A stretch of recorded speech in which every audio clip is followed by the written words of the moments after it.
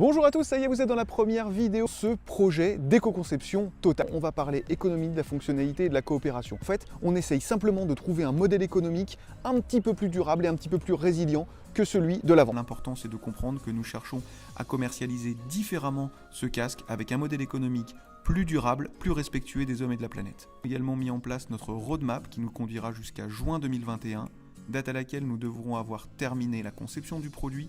Également la première réunion avec tous les partenaires avec lesquels nous allons créer cette offre qui inclura notre casque.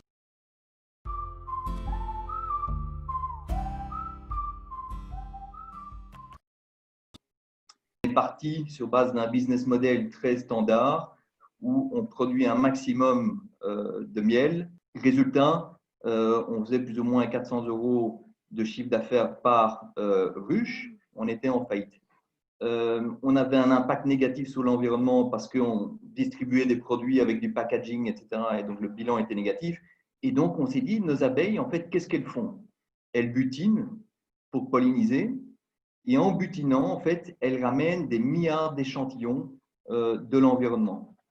Et donc, on s'est rendu compte qu'en fait, on avait un actif qui avait une valeur assez essentielle. Tout le modèle aujourd'hui est basé sur un écosystème pour lequel on crée de la valeur et qui crée de la valeur pour nous. Je disais, on était à 400 € par colonie d'abeilles. Aujourd'hui, on est à plus de 5 000 € de valeur générée par ces colonies d'abeilles.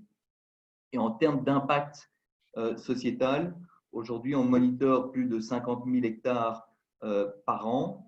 L'aspect collaboratif nous a permis de en fait, nous développer dans plusieurs pays et d'avoir encore plus de sites, encore plus d'impact. L'économie de la fonctionnalité et tout le travail avec Matera nous a permis vraiment de passer à travers toutes ces étapes et d'avoir aujourd'hui un business model qui est beaucoup plus résilient, beaucoup plus agile et un fonctionnement qui est beaucoup plus agréable et qui fait beaucoup plus de sens pour les employés et pour les fondateurs.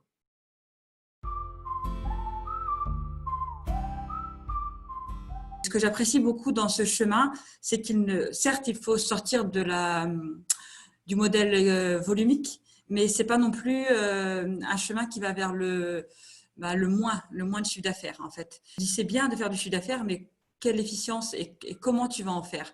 Et ce que j'apprends avec l'EFC, avec Imatera, en fait, c'est la valeur d'usage. C'est comment donner plus de valeur à 1 kilo d'aluminium. Et ben, je découvre comment on peut donner beaucoup plus de valeur au produit.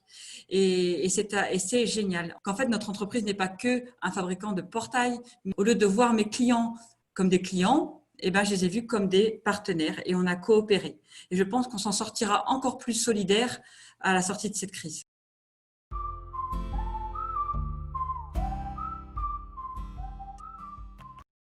C'est-à-dire qu'on a pris conscience de toute la valeur qu'on avait dans l'entreprise mais qui n'était pas monétisée. Et en mixant ces différentes choses-là, on en est arrivé à prototyper des nouveaux types de services. C'est un processus qui est complètement finalement dans la coopération.